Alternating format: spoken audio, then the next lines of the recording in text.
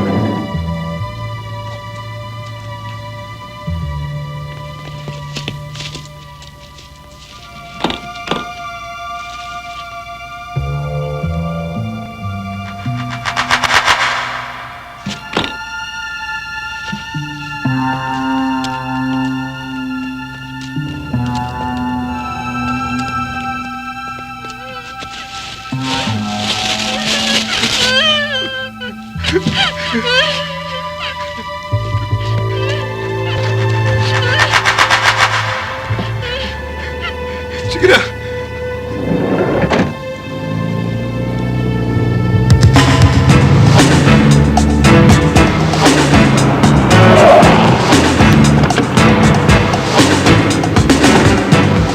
Ano akong pera?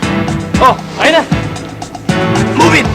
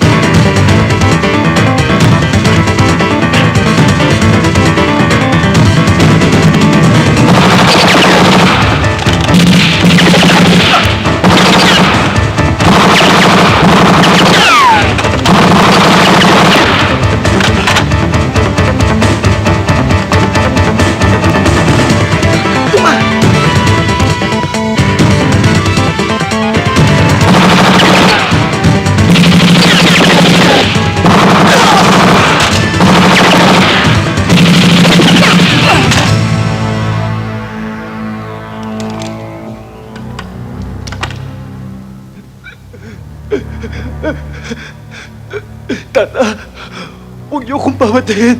Parang awan niyo na po, Tata. Gusto niyo, sa inyo na po itong pera. Ano ka ba naman, Gardo? Para ka lamang tau-tauhan dyan, ah. Lagi kang huli sa balita. Itong mga operations natin, masyado nang napeperwisyo. Hindi ka pa rin kumikilos yan. Anong ginagawa mo? Bagong palit ang CEO namin. Nasibak nga yung opisyal ko dahil nagkaroon kami ng major revamp. Marami kang dahilan. Kung wala ka ng interes sa negosyo natin, sabihin mo lang, marami akong pwedeng ipalit sa iyong mas matibay. Kuya, masyado kang high blood. Madali kang tatandaan yan. Hoy, Gardo, ako'y taong seryoso. Kaya't wala akong panahong makipagtarantaduhan sa'yo. Teka nga, ano bang problema mo? Ikaw ang may problema. 2 beses nang nasusungkal ang kartada natin. At yung pakialaman ng baboy, nandyan lang sa koral mo. Si Ronquillo? Alam mo na pala bakit hindi ka pa tumitinag dyan? Ba't ako matitinag? Wala namang binatbat yung pinuproblema mo. Anak ng pusa, napakahambog mo talaga, Gardo. Hanggang ngayon, nakakapit pa rin dyan sa balat mo, yung kayabangan mo. Kuya, gusto ko lang ipaalala sa'yo na ako ang nagtatag at nagumpisa ng organisasyon natin. Ikaw nga lang ang nagpalaki. Kaya relax ka lang. Dahil hindi ko maaaring pabayaan ang business natin. Ito ang tandaan mo. Kung hindi ko siya makukuha sa magandang usapan, ilalagay ko siya sa headline bukas. Hindi sinasabi yan, ginagawa! Joey, Boss, maglabas ka ng brandy.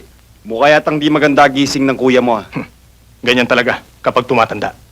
Nagiging nervyoso. Hindi siya nagmamalinis ako, Kapitan. Pero sa totoo lang, hindi ko kayang ipakain sa pamilya ko ang perang galing sa kawalangian. Kung sa bagay, kahit na manggang hilaw, kapag hinog sa pilit, maasim pa rin kapag kinain. Sayang ka, Ronquillo. Hindi mo man lang inisip na mabuti ang ibinibigay ko sa iyong konsiderasyon. Nilaway, wala kang puhunan. Magbubulag-bulagan ka lang. Magbibingi-bingihan ka lang. Papartihan kita ng parehas. Kalimutan mo muna ang medalya at promotion. Nabibili lang yung mga yan. Ang ilagay mo sa isip mo, ang kinabukasan ng pamilya mo. Hindi ka ba nakakahalata? Mas matanda ka sa akin. Mas bata ako sa'yo. Pero hanggang ngayon, sarhento ka pa rin. Matandang kabayo nga ako, Kapitan. Pero titsakin ko sa'yo. Hindi ubra sa akin ang mga batang kabayo. Pag nanipa sila ng wala sa lugar. Kapag nagawa mo yan, sisikat ka, Ronquillo. Pero tignan natin kung kaninong tugo ang kakalat sa lupa. Good luck, Kapitan.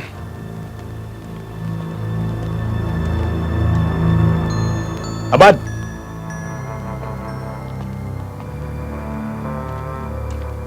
May biglaan akong trabaho para sa iyo ngayong gabi.